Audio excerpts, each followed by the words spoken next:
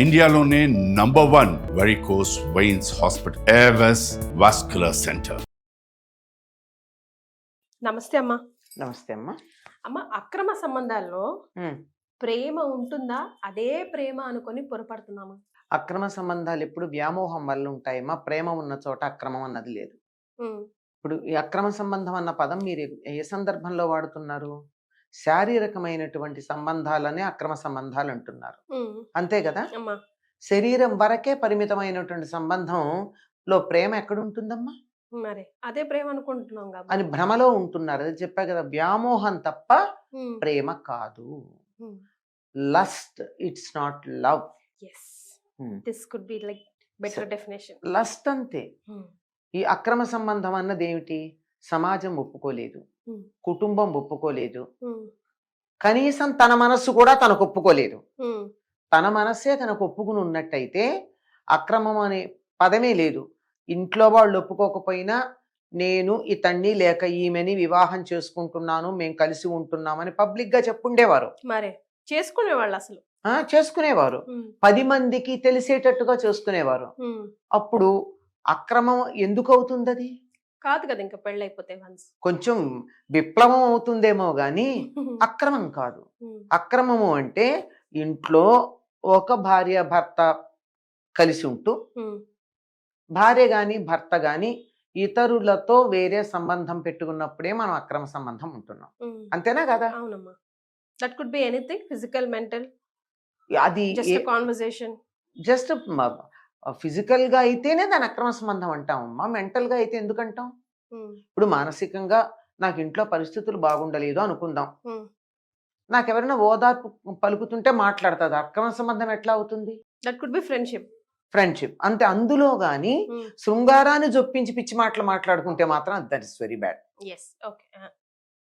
ఇప్పుడు ఇలా మాట్లాడుకునే వాళ్ళు కూడా రకరకాలుగా పైకేమో ఫ్రెండ్లీగా అనిపించినా వాళ్ళ మాటల్లో ఎక్కడా కూడా ఫిజికల్లీ వాళ్ళు కలవకపోవచ్చు. అసలు ఒకళ్ళ మొహాలు ఒకళ్ళు చూసుకుంటారు లేదో కూడా తెలియదు, మొహాలు కూడా తెలియకపోవచ్చు, కానీ మాటలు మాత్రం పరమ భయంకరంగానే మాట్లాడుకుంటూ ఉంటారు.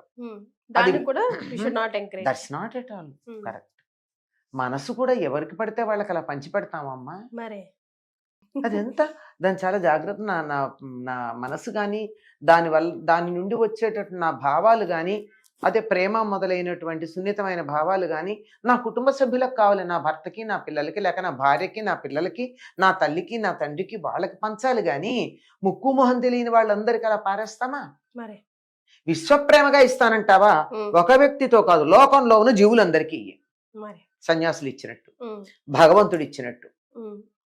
అంతేగాని నాకు చాలా గొప్పగా ప్రేమ ఉంది, నేను మాత్రం ఒక్కళ్ళకే నేను నా ఇమోషన్స్ అన్ని షేర్ చేసుకుంటాను, అది కూడా సెక్షువల్ పరంగా ఉండేవి అని గనక అన్నట్టయితే దట్స్ నాట్ కరెక్ట్.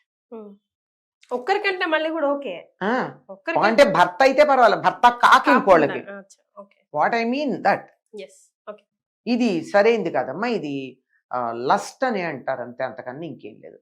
ఇంకా చాలా సైకాలజీలోకి వెళ్ళినా లేకపోతే ఇంకా వేరే విషయాల్లో చెప్పినా వీటికి రకరకాల షేడ్స్ని బట్టి రకరకాల పేర్లు ఉన్నాయి. అవన్నీ కూడా అనవసరం.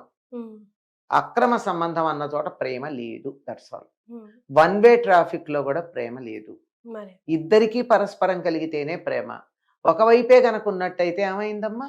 ద్రౌపదిని చూసి కీచకుడిలాగా, సైంధవుడిలాగా, సీతను చూసినటువంటి రావణుడిలాగా అంతే అవుతుంది.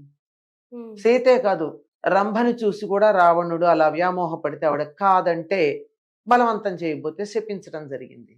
కనుక అది లస్ట్ అంటారా, ప్రేమ అంటారా? 100% lust. Lust should not be encouraged. అక్రమ సంబంధంలో ఉండేది లస్ట్ మాత్రమే, ప్రేమ కాదు. అసలు ఒక రిలేషన్షిప్ లో ఉన్నాక భార్య గాని భర్త కానీ అలా పక్క చూపులు ఎందుకు చూడాలి? నువ్వే అలా చూస్తుంటే రేపు పొద్దున నీ పిల్లలకి నువ్వేం చెప్తావు? ముందు నీ భార్య ఎలా చూస్తే ముందర ఆలోచించండి. ఇప్పుడు ఒక వ్యక్తి ఉన్నాడు, అతను భార్య కాక మరొక అమ్మాయి పట్ల ఆకర్షితుడయ్యాడు అనుకో, ఆ అమ్మాయి కూడా నేను కూడా అలాగే ఉంటాను అంటే ఏమవుతుంది? ఏం లేదు, ఏమవదు. ప్రస్తుతం ఉన్నటువంటి మన టీవీ సీరియల్స్ లాగా ఉంటుంది. ప్రోత్సహిస్తున్న అబ్బే ఎవరికి భర్తో ఎవరెవరికి భార్యో 2 ఎపిసోడ్లు మారాక తెలియట్లేదు. 4 ఎపిసోడ్ల ముందు భార్యాభర్తలు వేరు, అదే వ్యక్తి మళ్ళీ 4 ఎపిసోడ్ల తర్వాత ఈ అమ్మాయి ఇంకొకరితో ఉంటుంది, ఆ తడు ఇంకొక ఆమెతో ఉంటాడు. ఇవి మనకి తెలుగు టీవీ సీరియల్స్లో కనపడుతున్నటువంటి దౌర్భాగ్యాలు. దీన్ని ఆదర్శంగా తీసుకుని తప్పేమిటి? స్వాపింగ్ ఏదో అంటారు కదా, స్వాపింగ్. స్వాపింగ్ అంటున్నారా? వస్తువులా స్వాప్ చేసుకోవడానికి? అదే కదా, అది చేసుకుంటున్నారు కదా, బై ఎక్స్చేంజ్ అనమాట. ఇలాంటివన్నీ మోడర్నైజేషన్ అన్నారు దాన్ని. మోడర్నైజేషన్ కాదు, మోడర్న్ గా కూడా చాలా పద్ధతులు ఉన్నాయి మోడర్నైజేషన్ లో. ఇది అనాగరికత, అనాగరికం అని చెప్తాను. నాగరికులు చేసేటటువంటి పని కాదు ఇది. ఆటవికం కూడా కాదు, ఆటవికులు కూడా బాగానే ఉంటారు. అటువంటిది ఒక్క స్త్రీకి ఒక పురుషుడు అన్నది, లేక ఒక పురుషుడు ఒక్కొక్క స్త్రీ అన్నది ప్రపంచమంతా మంచి సంతానం కలగడానికి పనికొచ్చేటటువంటి ఒక పద్ధతి. నెక్స్ట్ జనరేషన్స్ బాగుండాలంటే అట్లా ఉండాలి. ముందు వాళ్ళు శారీరకంగా బాగుండాలి, మానసికంగా బాగుండాలి, వారి ప్రవృత్తి కూడా బాగుండాలి, బిహేవియర్ బాగుండాలంటే మనం ఆదర్శంగా ఉండాలి. శారీరక మానసిక ఆరోగ్యాలు ఉండాలంటే మనం కొంత సంయమనం పాటించినప్పుడే పిల్లలు ఫిజికల్లీ మెంటల్లీ హెల్తీ పిల్లలు పుడతారు కదా. ఇది ప్రేమ కానే కాదు. ప్రేమ అన్న దాంట్లో దోషం ఉండదు. అక్రమం అన్నారంటేనే దోషం ఉంది కనుక అది ప్రేమ కాదు.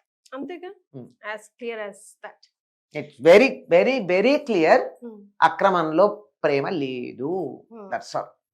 వైఫ్ అండ్ హస్బెండ్ రిలేషన్ చాలా బ్యూటిఫుల్ రిలేషన్షిప్ కదమ్మా. అవునమ్మా. అంటే ఇందులో ఎప్పుడు కూడా థర్డ్ పర్సన్ ఎవరైనా ఎంటర్ అయ్యారంటేనే స్టార్ట్ అవుతుంది ఏ ప్రాబ్లం అయినా. అది మన వాళ్ళైనా, రక్తం పంచుకుపుట్టిన వాళ్ళైనా, ఇటు అటు అమ్మ వాళ్ళైనా, ఎవరైనా సరే.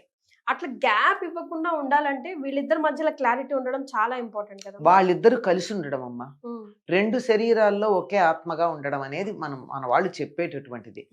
నోరెత్తకుండానే వీళ్ళ అభిప్రాయం వాళ్ళకి, వాళ్ళ అభిప్రాయం వీళ్ళకి తెలిసేటట్టుగా బిహేవ్ చేసుకోగలగాలి. అందుకే తలంబ్రాలు పోస్తారు. తలలో ఉండేటటువంటి విషయాలని తన తలపులను అతడికి, అతడి తలపులను తలు తీసుకోవడం, ఈ 2 చేసే దానికే తలంబ్రాలు. అబ్బా, అంత అర్థం ఉందమ్మా.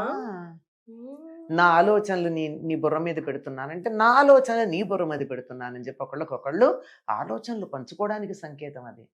ఇద్దరు ఆలోచనలు ఒకటిగా ఉన్నప్పుడు ఆ కుటుంబం లేదా ఆ సంసారం చాలా బాగుంటుంది. అసలు నోరెత్తి మాట్లాడుకోకుండా ఒకే రకంగా ప్రవర్తించే భార్యాభర్తలను ఎంతమందిని చూసాం మనం. కంటి చూపుతోనే. అంతే, అలా ఉండాలి.